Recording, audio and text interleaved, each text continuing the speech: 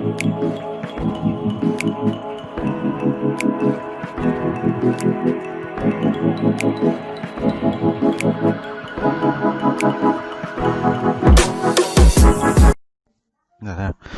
oke. Nah, di sini adalah perbaikan dari yang video sebelumnya ya. Nah, di situ saya ada keliru melihat ternyata di sini ada sudut ya. Ini ada sudut 30. Nah, kita akan coba jelaskan kembali ya di sini. Nah, torsi yang ditanya itu adalah yang bekerja di titik B. Nah, di titik B itu maka kita tuliskan torsi yang bekerja di titik B itu dipengaruhi oleh apa saja. Nah, kita lihat di sini ada di titik A itu ada gaya F1. Maka nanti kalau misalnya engselnya itu di titik B, dia akan memutar seperti ini arahnya. Nah, ini torsi 1. Kemudian ada juga ini, ada balok itu akan memutar seperti ini. Ini torsi dari balok. Lanjut, ini torsi dari F2 itu akan memutar seperti ini.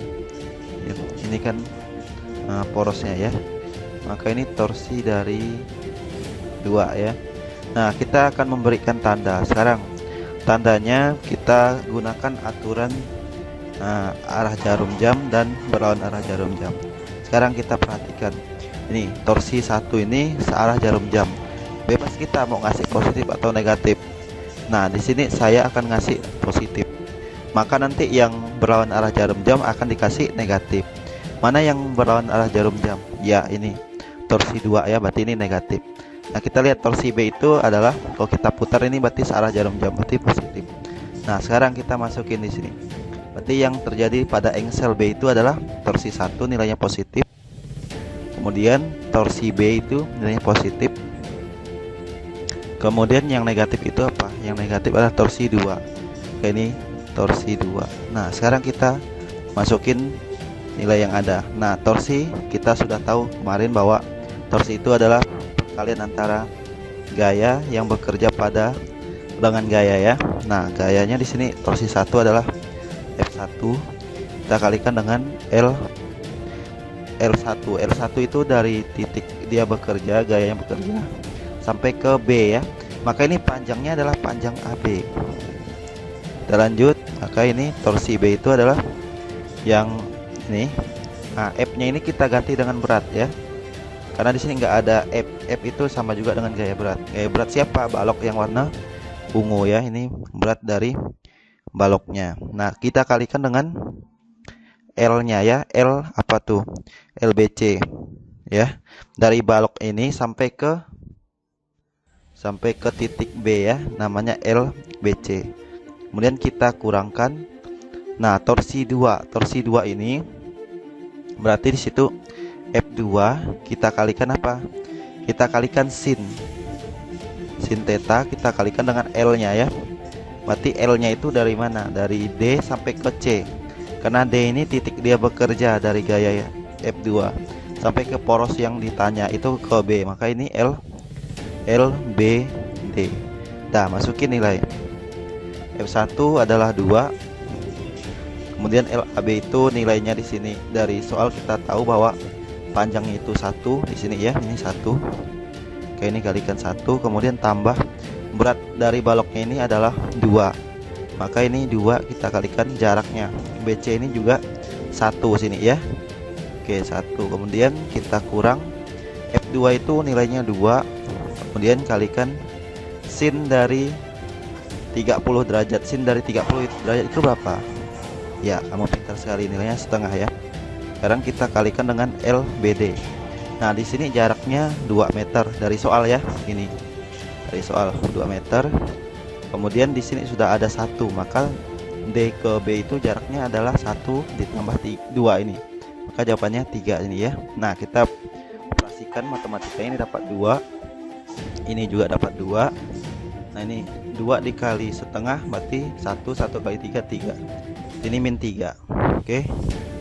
Ini nilainya, ini 4 dikurang 3 berarti 1. Nilainya positif ya. Ton meter. Nah, sekarang kita lihat kan ada positif. Kita lihat kesepakatan di awal tadi, kalau positif itu searah jarum jam, maka ini Nah, torsi yang dihasilkan di titik B itu adalah sebesar 1 Newton meter searah apa? Jarum jam. Oke. Kita lanjutkan ke soal berikutnya. Soal 12. Benda manakah yang duluan sampai di garis finish? Nah, di sini kita lihat benda yang pertama itu yang berwarna kuning itu adalah bola pejal ya. Ini bola pejal. Nah, momen inersianya berapa sih? Momen inersianya itu adalah 2/5 kali mr kuadrat. Nah, sekarang ini apa nih? Ini namanya silinder pejal.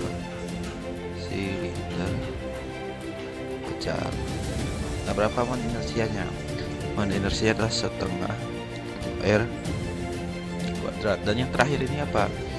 Ini cincin. Nah, untuk cincin momen inersianya itu adalah mr kuadrat. Nah, sekarang dari hal ini kita harus tahu dulu apa makna dari momen inersia, simbolnya I. Maknanya tingkat kemalasan suatu benda. Jadi semakin besar inersianya, maka benda itu akan malas bergerak. Kalau dia malas bergerak, maka dia akan kalah ketika dia bertarung. Nah, di sini kan dia bertarung, digelindingkan maksudnya. Nah, kita lihat di sini dapatnya berapa? Kita lihat tinggal ke koefisien momen inersianya. Di sini kan dapatnya 0,4 ya. Kalau di sini 0,5. Kalau di sini yang di depannya berapa nih? Ini 1, ada angka 1 sebenarnya. Kita lihat yang besar berarti ini dari 1 dulu. Berarti ini yang paling malas. Yang paling kecil yang mana ini? Bola pejal.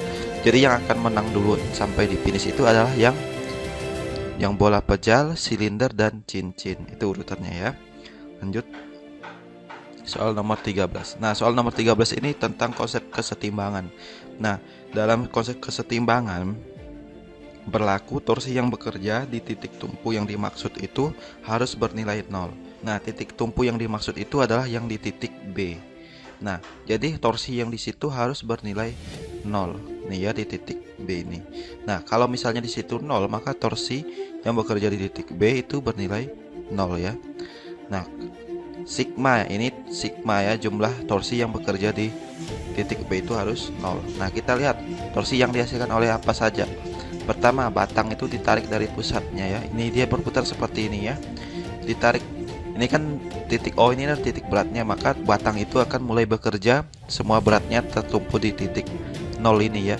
Maka seolah-olah kalau misalnya titik tumpu ini dihilangkan, batang itu akan berputar seperti ini yang ditunjukkan oleh panah ini. Nah, ini torsi dari batang.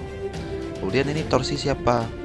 Torsi orang gini berputarnya ya, torsi orang. Nah, keduanya ini anggaplah misalnya kamu mau yang mana positif. Ya, ini yang positif, berarti ini yang negatif. Positif tambah negatif hasilnya 0 ya. Maka kita boleh tuliskan cara cepat ini ya. Berarti torsi batang itu sama dengan torsi orang. Nah, masukin di sini F siapa nih? F dari batang ya. F batang ini kan biasa lambangnya W kan, nggak ada F kan. F itu gaya. Tapi di sini gaya nih, ambilnya gaya berat. Maka yang kita pakai adalah berat. W simpelnya ya, W kecil. Gaya berat batang kita kalikan dengan lengan gaya. Ini mencari torsi batang. Berarti lengannya dari mana? Dari pusat massa sampai ke titik tumpu B. Makanya panjangnya LOB. Sekarang orang ini dia memiliki berat W0 ya, WO gitulah ya. Kita kalikan dengan L-nya. Nah, L-nya itu yang mana?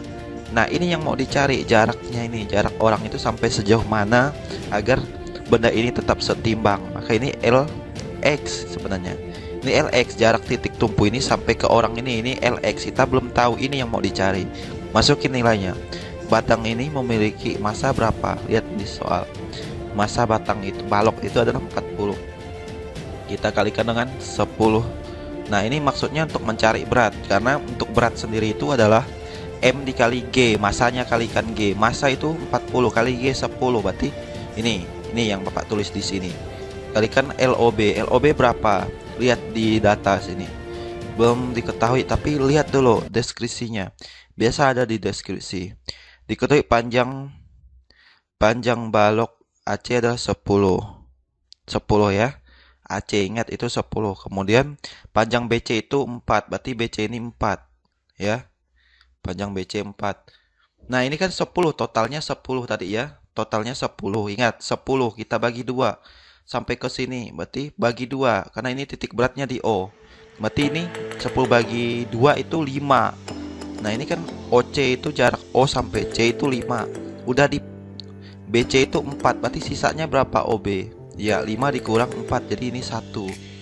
Maka LOB itu 1, kalikan 1. Nah, sekarang W orang lihat massa orang itu 20 kg. 20 kita kalikan percepatan gravitasi bumi 10. 10 berarti kalikan LX. Nah, masukin nilainya di sini. Ini dapat 400. Di sini dapat 200. Maka berapa LX? Maka LX itu adalah ini coret, ini coret juga, sisa 4 dibagi 2, berarti jawabannya 2 meter. Nah, ini. Kita lanjut soal nomor 14. Nah, soal nomor 14 ini tentang momen inersia batang ya. Nah, ini istilahnya teorema sumbu sejajar. Mengapa? Karena nanti akan digeser dari titik sumbu awal. Sumbu awalnya itu adalah di titik O. Nah, perhatikan di gambar di situ sudah dituliskan ada titik O. Ya. Ini titik O. Kemudian akan digeser nanti di titik P, tapi sumbunya sejajar. Perputaran ini kan sumbu sejajar. Ini sumbu berputarnya itu sejajar. Ini namanya teorema sumbu sejajar. Nah, untuk mendapatkan inersia berdasarkan teorema sumbu sejajar itu, maka persamaan inersia sama dengan momen inersia yang di sini, yang di pusat itu ya. Ini inersia yang awal kita tambah dengan MR. Nah, R-nya ini mengacu pada apa? Jarak yang digeser. Misalnya dari kan awalnya diputar di pusat ini di O, kemudian digeser sampai ke P. Maka L-nya ini adalah panjang yang digeser itu, berarti dari O sampai ke P. Nah, kuadrat ini ya. Nah, sekarang kita mau cari perbandingan di sini ya. Perbandingan yang awal inersia awal dengan yang akhir. Nah, sekarang yang awal ini karena di sini batang ya, ini batang homogen. Untuk persamaannya di pusat masanya ini ya, di tengah-tengah itu persamaannya inersianya I0 itu. Yang I0 ini nilainya adalah 1/12 kali ml pangkat 2. L itu apa sih? Panjang batang ya. L itu panjang batang. Ini panjang batang ya, ini L. Nah, kemudian kita bagi I tadi apa? I tadi lah I0-nya ya. I0 ini I itu sama I0 kali ml pangkat 2. Nah, berarti di sini boleh kita tuliskan apa di sini? Di 1/12 ml pangkat 2. Ini kita ini untuk penanda ya. Nah, ini tambahkan ml OP pangkat 2. Nah, masukin nilainya. 1/12 kali massa. Massanya berapa? Di soal ada massa batang itu adalah 1. Ya, 1 kita kalikan dengan L. L-nya berapa? Di soal ada panjangnya adalah 4 meter. Di 4 kuadrat atau 4 kali 4 ya. Dibagi buka kurung dulu, belum siku. Nah, di sini 1/12 kali 1 kali 4 kali 4 ditambah masanya 1 kali LOP. Nah, OP itu jarak O sampai P itu panjangnya 1 meter. Oke, sudah selesai. Sekarang kita proseskan dulu. Coret di sini ya, ini coret sisa 3. Maka di sini 1 kali 1 kali 4 berarti 4 dibagi 3 berarti 4/3 ya. 4/3 per ini 4/3. Nah, ini titik 2 yang ini ya, titik 2 nya. Nah, lanjut ini sama juga 4 kurung dulu 4/3 ditambah. Nah, ini berapa nih? 1 kali 1 berarti ya 1. Nah, kita lanjutkan di sini ya. karena nggak muat di situ. Kita lanjutkan. Berarti perbandingannya itu 4/3 berbanding, nah ini 4/3 tapi tutup kurung dulu. Ini kita tambah 1. Nah 1 itu artinya apa? 3/3. 3/3 itu sama dengan 1. Nah sekarang ini 4/3, ini dijumlahkan dapat 7/3 ya. Nah ini sama dengan apa? Jadi 4/3 kita kali dengan 3/7. Ini sifatnya ya dibalik kayak gitu. Nah berarti ini coret sehingga perbandingannya adalah 4/7. Atau boleh dituliskan kayak gini, 4/7. Oke, sekarang soal 15. Nah ini soal 15, untuk mencari massa yang terhitung di sini ya, di timbangan itu berapa sih massanya. Ini mudah sekali ya untuk menyelesaikannya. Harus tahu konsep dulu. Berapa sih massa yang terhitung di sini? Itu ya. Nah, tentunya kita gunakan konsep kesetimbangan ya. Nah, kita lihat dulu mau mana yang menjadi porosnya ya. Saya mau jadikan ini yang jadi poros, yang C ya. Yang C jadi poros. Berarti batang ini akan menghasilkan torsi gini nanti ya. Berarti ini dari sini akan ada gaya normal ya. Letaknya tegak lurus gini ya. Ini gaya normal. Gaya normal 1. Ini juga ada gaya normal sini ya. Di sini gaya normal juga N2. Ini berat dari buku. Ini W buku. Ini tadi W berat dari batang. Simbolnya W, wake gitu ya. BA itu batang. Nah, sekarang porosnya Bapak mau di sini ya, di C ya. Jadi akan menghasilkan torsi yang mana? WBA ini akan menghasilkan torsi. Nah, sebelum kita ke torsi, coba kita tinjau dulu. Nah, hukum pertama Newton ya. Ini bisa terjadi karena ini ada garis-garis nih, garis gaya. Karena benda diam, maka boleh kita analisis pakai persamaan ini, hukum 1 Newton. Nah, jadi di sini N2 ke atas itu positif tandanya, kita tambah dengan N1 itu kan ke atas positif. Nah yang ke bawah itu yang mana? WBU. Berarti ini kurang WBU. Yang mana lagi ke bawah? WBA ya. WBA sama dengan 0. Nah ini akan kita gunakan nanti, bukan sekarang. Nah sekarang kita akan analisis menggunakan sigma torsi dulu ya. Torsi yang bekerja di titik C itu sama dengan 0. Nah sekarang kita lihat torsinya. Torsinya apa aja sih di situ? Oke, torsi yang dihasilkan oleh WBA ini akan menghasilkan torsi karena dia ada punya jarak di sini ya. Dia punya jarak dari C itu. Yang punya jarak dia akan menghasilkan torsi. Mana lagi?